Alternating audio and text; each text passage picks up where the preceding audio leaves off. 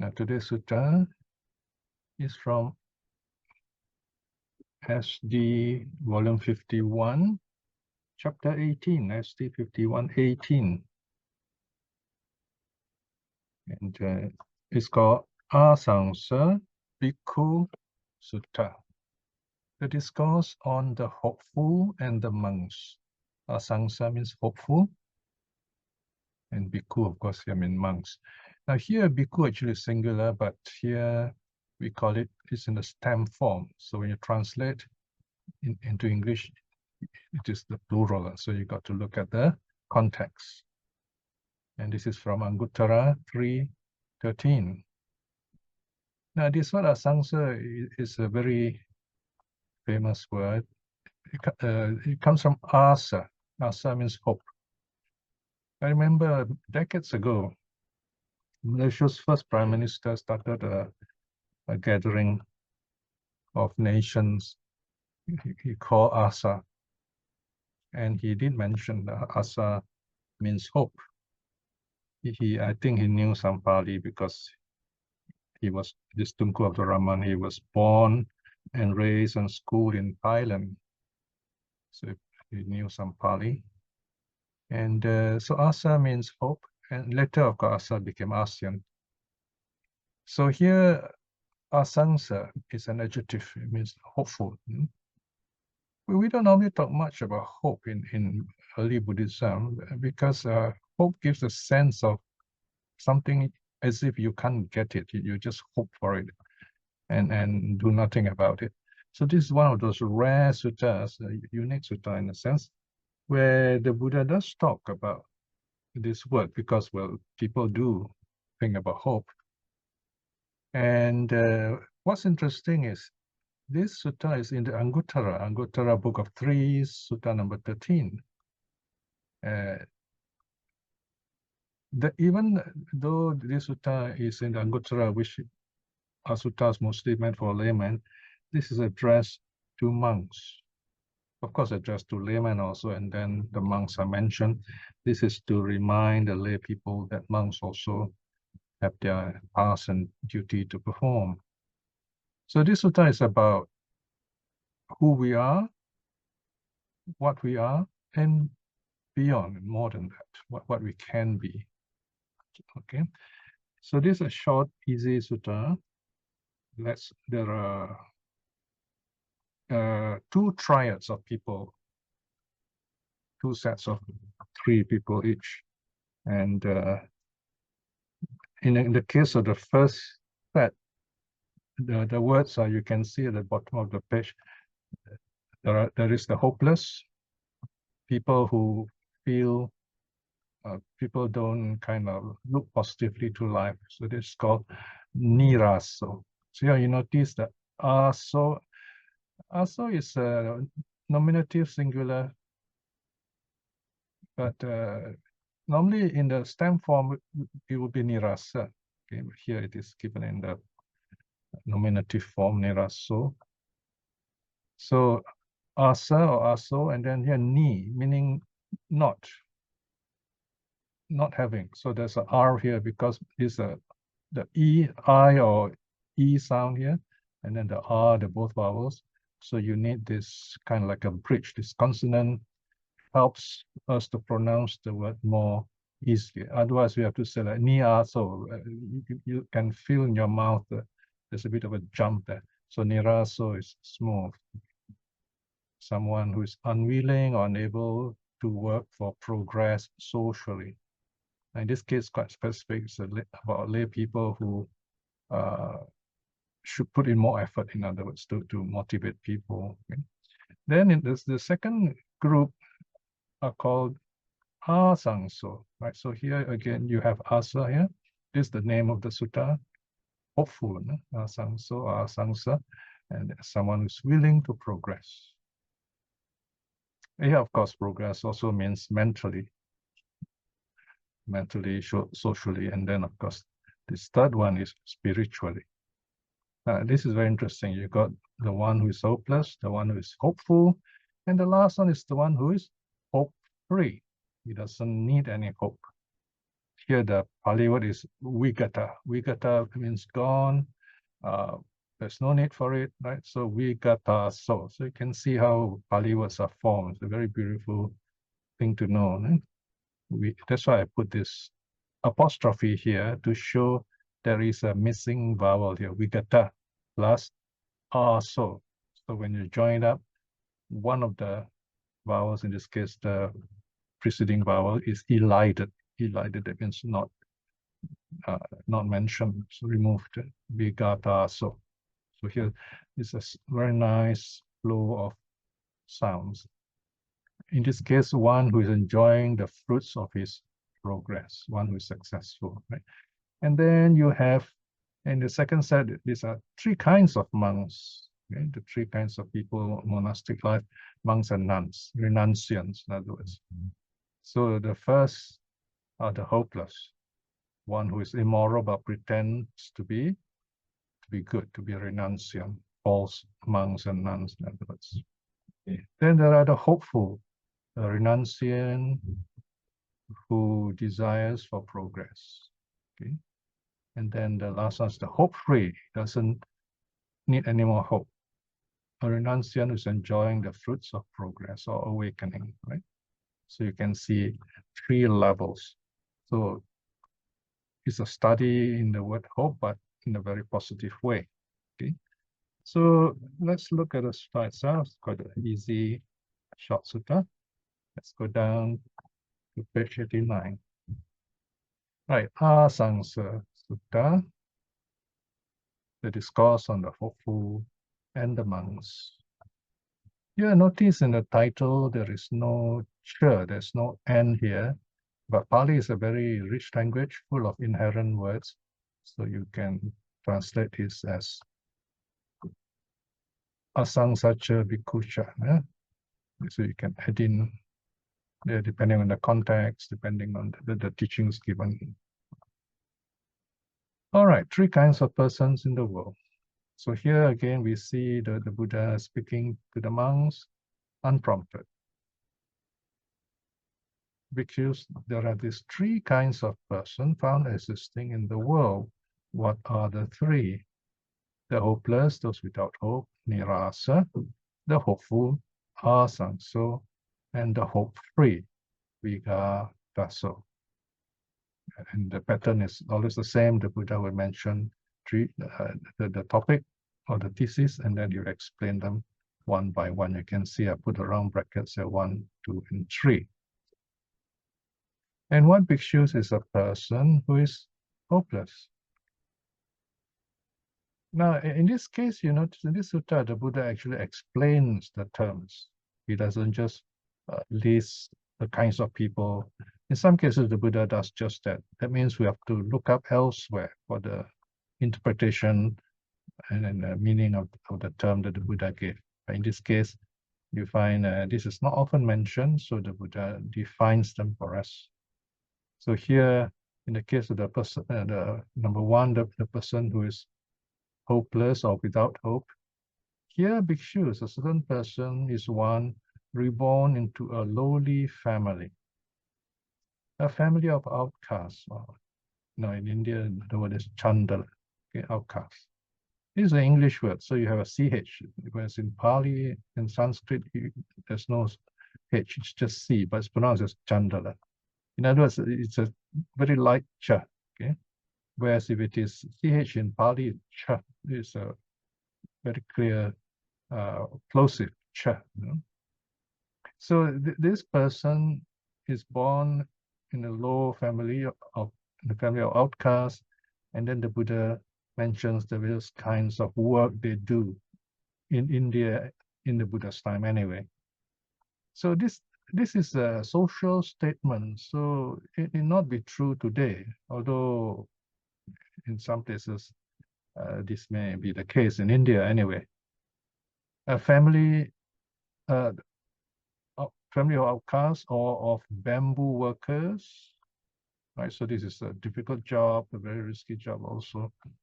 And it's very uncomfortable to touch bamboo, especially the bamboo, they have this spiky hair, which can make us each. You know?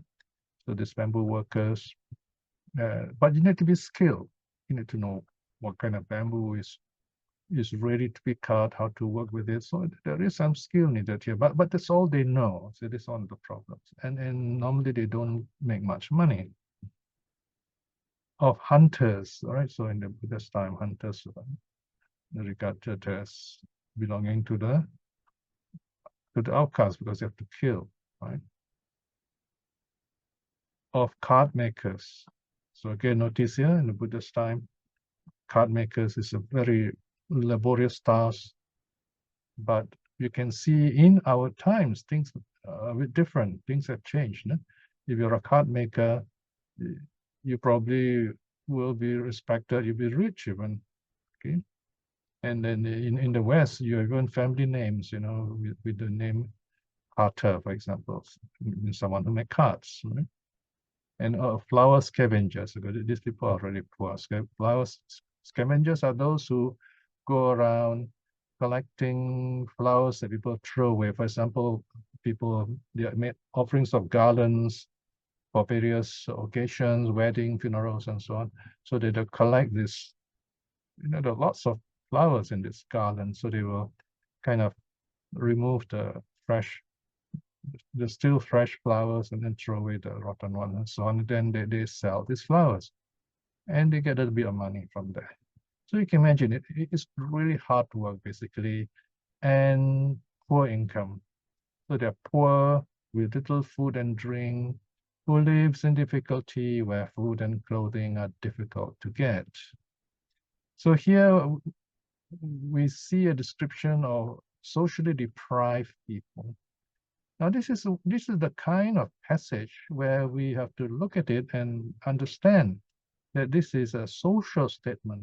Okay, so the Buddha is talking about the social conditions in India in his time, but things may change. Definitely, it's different in Europe or in Singapore. Right? So, but doesn't mean that the problems are not there. The problem comes in other ways, which we'll talk about in due course in a moment. So we got to look at the spirit of what is the Buddha trying to tell us. In this case, these people have to work very hard, and they get very little money and little support. They don't have much time to enjoy life, so to speak.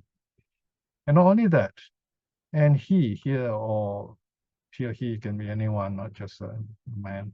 And he is of poor complexion, swarthy. Swarthy means dark, black, ugly, deformed, or dwarfish.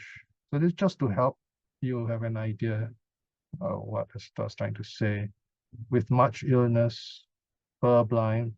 Purblind means kind of the eyesight's not very good.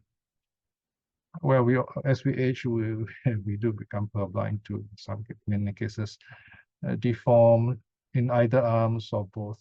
Maybe one arm or both arms are not working well, not looking well, or lame in either or both legs, or paralyzed. Okay, paralyzed is quadriplegic, means arms and legs are not working. He receives neither food, drink, clothing, nor transport, neither garlands, scents, nor unguents, neither bedding, dwelling, nor lights. So you can imagine they live very difficult lives. They hardly have anything. You'd be very lucky to have food to eat. Okay. Now you'd be surprised, even in a rich country like Singapore, we do see such people. Not many, but they are there. So you can see that there is this social awareness. They call it active aging in Singapore, active aging. You can say compassionate active aging, if you like, as a Buddhist. And we try to be aware of such people, encourage them to join the local active aging center, the AAC, where they get some help. And I have been kind of appointed by the local AAC leader to keep in touch with one 80-year-old person who's living all alone by himself, and just to make sure that he's okay. I phone him once a week, and he's quite happy alone, but of course at his age, you were to fall, well, it could be very serious. And the authorities are very worried that, because there's a high percentage of old people in Singapore, like in Japan, that there are cases where they just die, nobody knows about it until the neighborhood smells this terrible stench of death. So that can be quite troubling, right? So we have to take care of each other. And this marks a bigger problem, is that the wealth that many Singaporeans are getting are separating them from their families and friends also.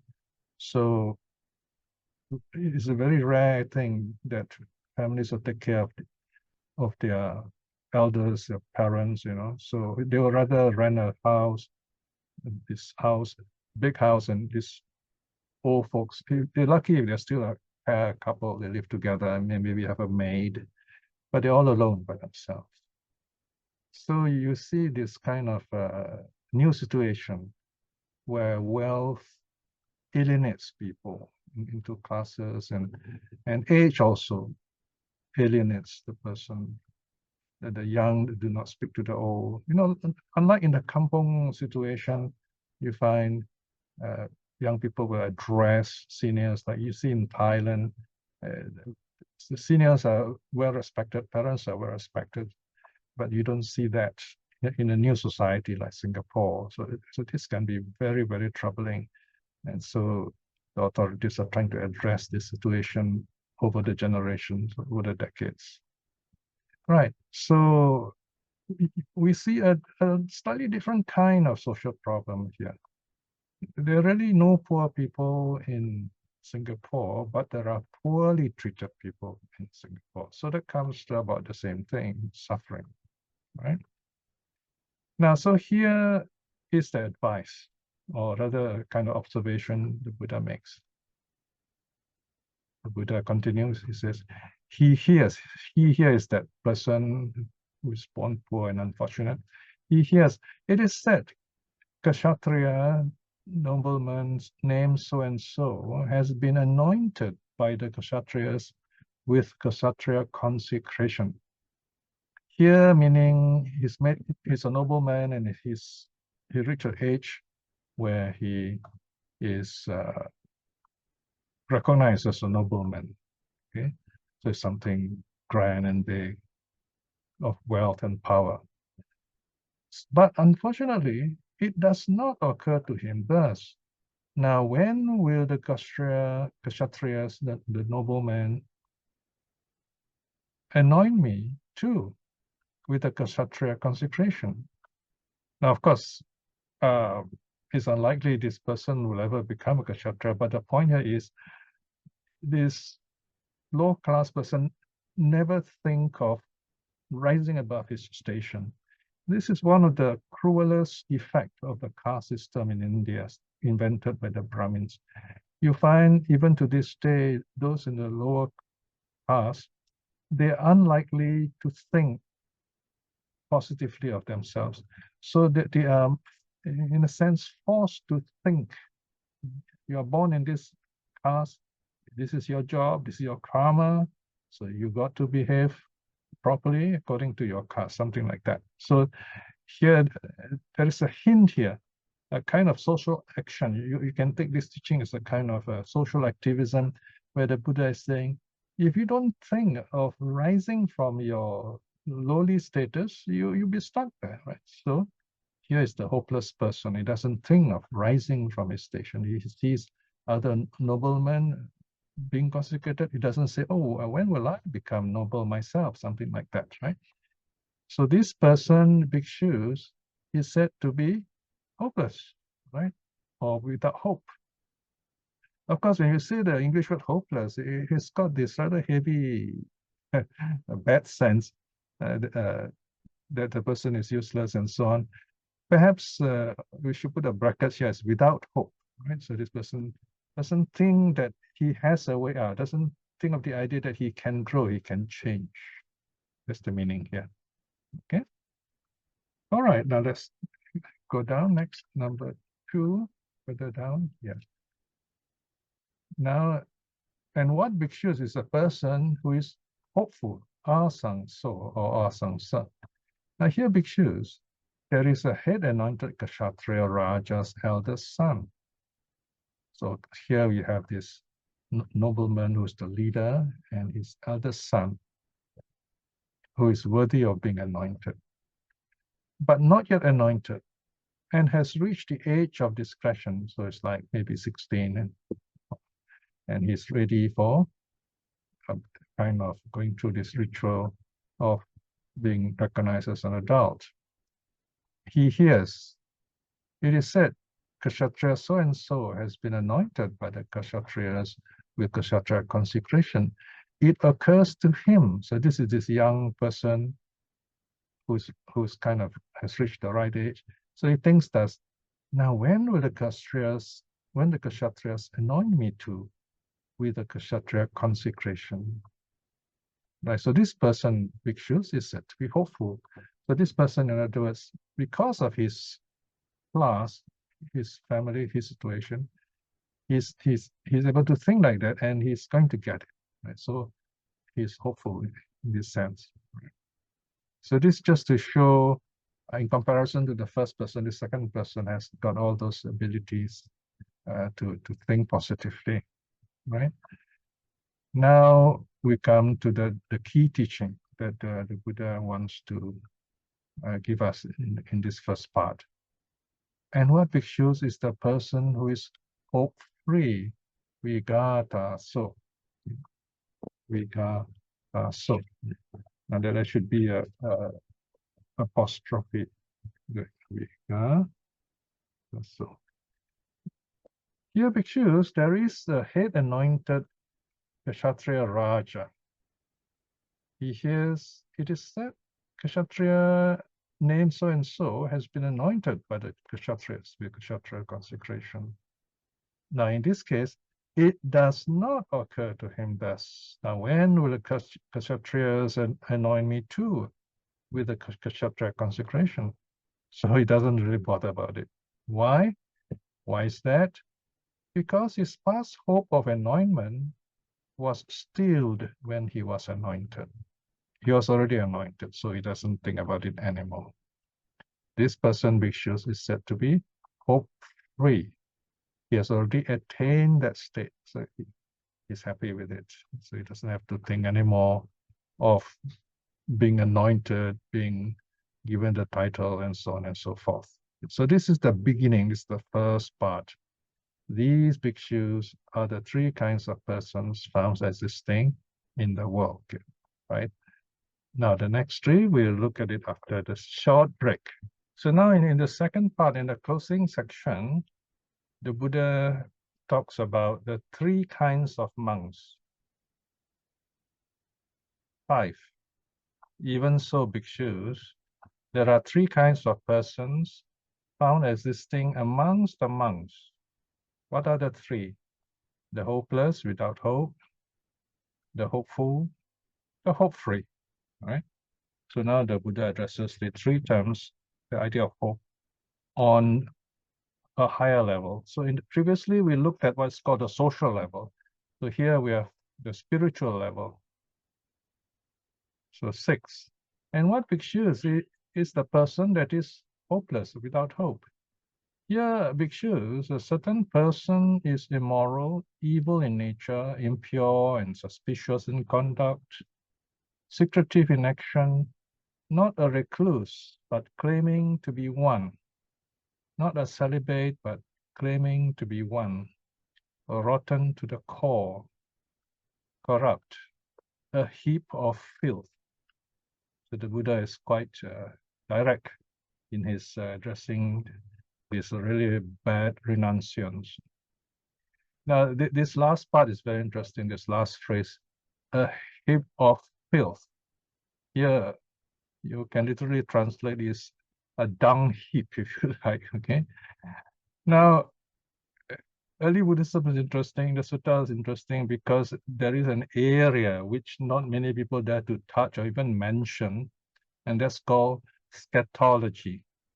Scatology, all right?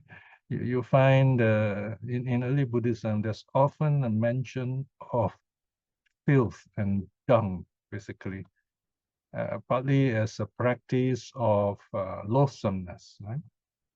Finally, after 50 years, I'm writing this article, or should I say a long section on scatology in the latest volume 63, point 12 or 13. So I gathered together all these materials from the suttas to talk about this, how the Buddha uses this term to warn us against doing evil, showing that this is what bad people are like, so we should not talk nicely about this thing, because it's a real problem. When people are suffering, you don't put it in a nice way. You say it is suffering and you try to help them. All right. So the Buddha is very clear and direct in his language. All right. So now the Buddha continues. Let's go further down. What does he say? So this person, this renunciant, this monk or nun who is not true, who is false, he hears monk so and so, it is said, by realizing for himself through direct knowledge, right here and now, with the destruction of mental influxes, attains and dwells in the influx-free freedom of mind, freedom by wisdom. It does not occur to him thus, now when will I too, by realizing for myself, through direct knowledge, right here and now, with the destruction of the mental influxes, attain and dwell in the influx-free freedom of mind, freedom by wisdom? This person, bhikshus, is said to be hopeless. Okay, there's some words here I will explain. So here, basically, this monk hears about, in the Buddha's time anyway, a certain monk has attained arahathood, for example. Now, we don't hear this sort of thing today, but we do hear about monks meditating, maybe attaining stream winning, right? But we don't make an effort to kind of follow the example. So here, direct knowledge means through his own understanding with a clear mind, right here and now, not in the future, here and now. Destroy the mental influxes. These mental influxes are things that flow into the mind, that mental influx through the senses, causing us to be caught up with sensual desire, with wanting to be this, wanting to be that, but still caught up with ignorance. The arahat overcomes all this. So that's called the influx-free freedom of mind. The mind is free from greed, hatred, and delusion, and the mind is liberated. He's an arahat. So in other words, here, this person, his mind is free, ignorance is overcome. He's able to meditate, and if he attains the fourth jhana, he also has psychic powers. So here, basically, the Buddha is saying, these monks, they hear other monks have attained certain levels of awakening, but they themselves do not aspire to progress in that way. A monk who doesn't think that way is said to be hopeless, without hope. Now, on the positive side, the Buddha often says to the monks, this is not the end of it. Attaining stream winning, for example, is not the end of it. Attaining once returning is not the end of it. Attaining non-returning is not the end of it. There is still some more to go, that is to attain arahathood. So once you are free as an arahat, you have reached the goal, then there's nothing to do. So that's the meaning here. No? So basically, the Buddha is saying, you must think of progress. Then you are someone with hope. All right? Okay, then the second kind of person is the hope-free. Okay, that's number 8, further down. And what bhikshus is the person that is hope. Oh, sorry, I missed one. Number 7. And what bhikshus is the person that is hopeful? Here, bhikshus, a certain person is morally virtuous, good in nature. Here, good in nature means kind and virtuous, right? Not good-natured in the normal sense of the term. It's much deeper. No? He hears Among so and so, it is said, by realizing for himself through direct knowledge, right here and now, with the destruction of the mental influxes, attains and dwells in the influx-free freedom of mind, freedom of wisdom. In short, he hears somebody has attained arahathood. It occurs to him thus, now when will I too, by realizing for myself through direct knowledge, right here and now, with the destruction of the mental influxes, attain and dwell in the influx-free freedom of mind, freedom by wisdom. When will I become an arahat too? And so this person, which is said to be hopeful. Right, many of us think, of course, don't think about arahat is quite difficult to get nowadays, right? That may be true, but I'd rather say I don't know, because I've not met such a person, so all I can say, I don't know. But from what the Buddha has taught, I don't think it's difficult to attain stream winning. It's only natural. If you put your mind to it, you say, that's what I want to attain, and then you find out what is it about, how to do it. And you find there's a sutta which actually tells us, if you think of impermanence, or for example, the five senses or the five aggregates, you keep on thinking in this way, so your mind reflects on impermanence. You have created this wonderful habitual karma, like coming regularly for this class. So you feel at peace about it, right? Then when you reach the end of life, it is guaranteed you attain stream winning. If not, the Buddha says, definitely at the last breath. That last breath, the last thought moment, we cannot control. It will flow with your habitual karma. So if you've been thinking of impermanence, you have been thinking of peace or loving kindness, the logical next step would be attaining stream winning. I give you another example. Now, I've worked with the suttas for 22 years, putting in all the suttas, struggling with the meaning of words, looking up. We have all the tools now. There's so many books, and you can also ask people.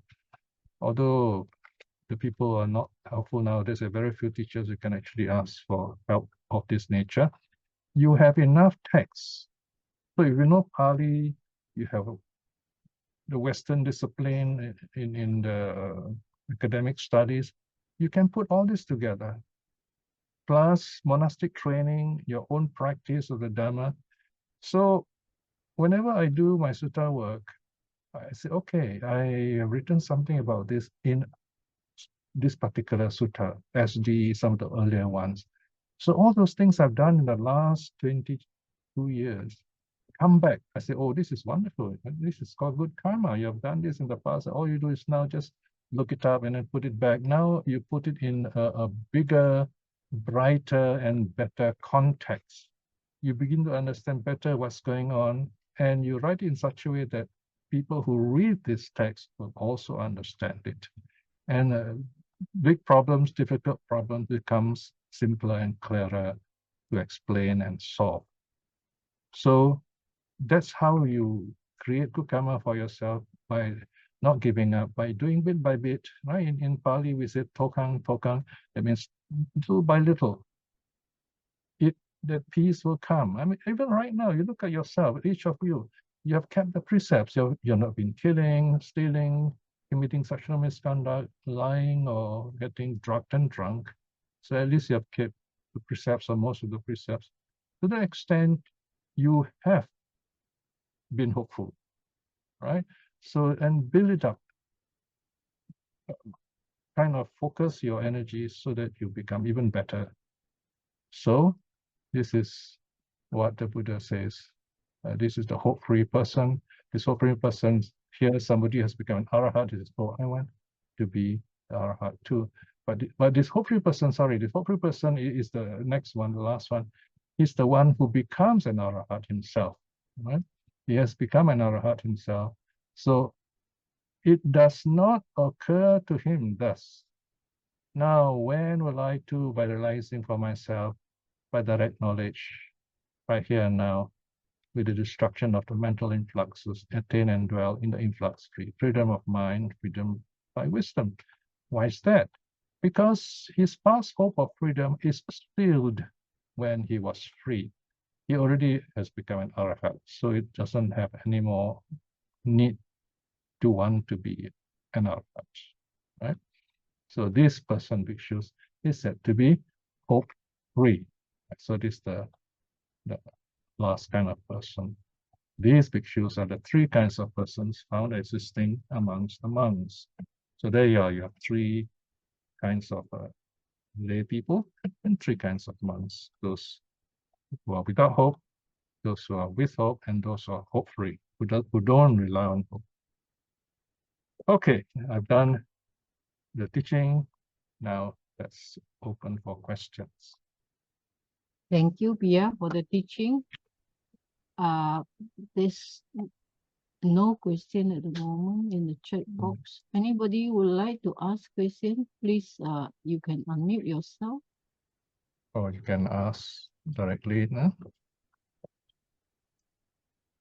If there are other suttas that you have studied and you have some difficulties, you can also ask. No? Oh, okay. There's one question. There's something here from Brother Ryan. Sadhu Bante, speaking of your translation work and the need for volunteers to help with the proofreading, do you see the AI as a possible source for the proofreading? Yeah, AI is interesting. You must be really wise to use AI. The way it's programmed is supposed to impress you with answers. Okay, I mean, people are getting married to AI robots also nowadays, so you can see a new situation arising, as like in Japan. I have used AI at one time, but now I rarely use it unless I need, for example, references. Yeah, so AI can be a good research assistant. For example, you tell AI, can you please locate in the suttas mention of Āsaṁsa? Okay, then this AI will happily give you a list of references. So that one is helpful. Then you check the references, and that saves a lot of time. I don't have to look through the CSCD, the Chata Sangiti, what do you call that? This tool, or otherwise I have to look up individual texts. That takes a lot of time. So sutta work is not merely words you see. I mean, the words you see on the pages are so beautiful, nowadays. But remember, each paragraph, each line, even each word sometimes takes days and weeks and sometimes months, to put together. Let's say the latest volume took me 50 years to write. You may think, I just took 3 months to finish this volume, but then all this preparation was done 50 years ago, when I was in Thailand studying Pali and so on, things like that. So we're putting together all this, what our life has taught us. Yes, AI can be helpful if you know how AI works. And because there are occasions when I do ask certain things, which can be quite open. AI gives very impressive answer. And if you do not know the Dhamma, you wouldn't know that the AI is wrong. So there are cases where AI is actually quite wrong. And then when you ask again, then they will correct themselves, they give you some more answers. So you got to know how to use it. It's like a double-edged knife, basically. Okay. Yeah, maybe proofreading, yeah, they might be able to help because the grammar is quite a fixed thing. But then style is a bit difficult. You need another human to look at the style and explain to you, maybe share ideas, things like that. So these are the difficulties I have with some of the proofreaders. Some of them have really, great opinions, personal opinions. So they're supposed to be just proofreaders, but I end up becoming editors, trying to correct me in many ways. So because certain interpretation of the suttas can be quite difficult, and you have to take responsibility for it. But many of them give very good comments, many good suggestions for how to improve the the style, the formatting, and so on. So in a sense, we learn a lot from each other through proofing. And I have quite a really wonderful community of proofreaders from various parts of the world. And that helps me to even enjoy my work. I really enjoy the proofing part, getting proof back from people. And I kind of look at it and I surprise myself. I say, oh dear, how come I never noticed this simple mistake? I mean, we know proofing is where you see your own mistakes, spelling, typos, repetition of words, things like that. So although, after I finish one essay, I will go through it at least once to proof it myself. There's still errors. The writer rarely sees all his mistakes. That's one of those things. All right, thank you for your question. Okay, thank you. Piya, there's another question from Brother Mayang. How to know whether we are thinking rightly or wrongly about some topic? It came to me as I was proofreading Patika Sutta, and also as I reflect on personal challenges. Yes. Well, a lot of things will arise in your mind as you read something. That's the whole idea of studying the sutta. You look at new things, and you will be convinced at that time you are right. So keep it that way. Maybe you're right, See, being right doesn't mean being true. So you have the word right and the word true. Okay? Right means you put together everything logically. You say, okay, this is the conclusion. You're right, But later on, you find it is not true. There are other things to consider. Or maybe you realize there's a better way of thinking, right? So that's called step by step, tokang, step by step. So you learn something and then you find that there is a better way of learning this thing. I like to use the word provisional, right? So in other words, whatever we know right now, because we are not awakened, it is provisional. Provisional means there is room for improvement. There is a chance we could be wrong. Maybe I should not say chance. It is very likely we are wrong, but that doesn't mean we should be very dismayed. For example, how often I have corrected my works. For example, if I look at this, the end of this sutta, the Āsaṁsa Sutta, SD 51.18, I got 1, 2, 3, 4, 5 dates, over 5 years, more than 5 years actually, from 2017 to 2025. And these are just the last date in the year that I put in. So I've corrected this so many times, all right? So that's called progress. You know where you went wrong, and you know how to get it right. Right? So you're hopeful.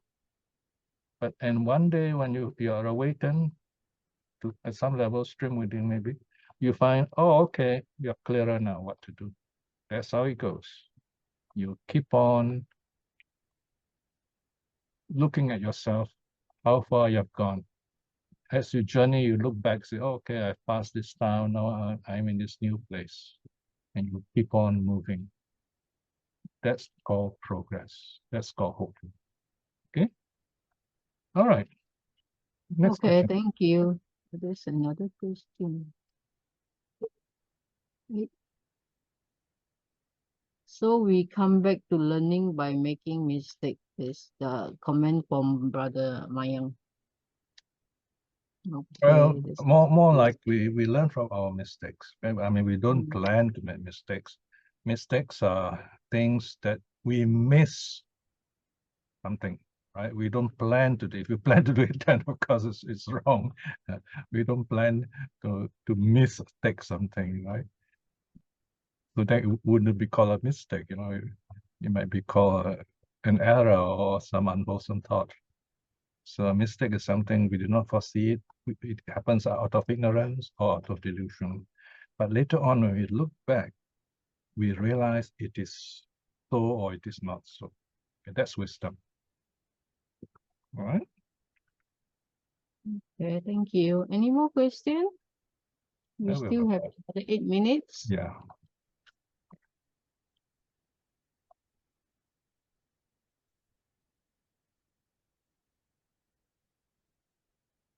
Whenever I look at this page of suttas, the printing is so beautiful nowadays. Of course, I have this friend in UK who's doing the proofreading. He's always complaining about MS Word. He says MS Word is causing so much difficulties at times. You never get things right. Sometimes the formatting change, things like that. But it's the best we have at the moment. You can see all these words beautifully arranged. And it's a joy just to look at it. You know, there's the Buddha's word put into beautiful print, and you're able to read it and understand it with all the notes. So much notes nowadays. So I'm writing about dream now. Dreams, you know, this the Mahasupina Sutta, where the Bodhisattva rather, on the day before the day of awakening, he had 5 dreams. Then I explained the dreams, and then I told myself, oh dear, I think this is going to be another long essay. And true enough, because I have to write something about what is the early Buddhist view of dreams. They have to write about how the people in those days, like Milinda Panha, the Milinda Panha also talks about how where dreams occur, and the way the Milinda Panha explained where dreams occur is very similar to the way in modern times of the REM state, the REM state, that is rapid eye movement state, and so on. So these are very interesting discoveries. So I'm right now writing this paper, right? So this is volume 63.12, I think, 12 or 13. All right, any more questions? 5 minutes more to go.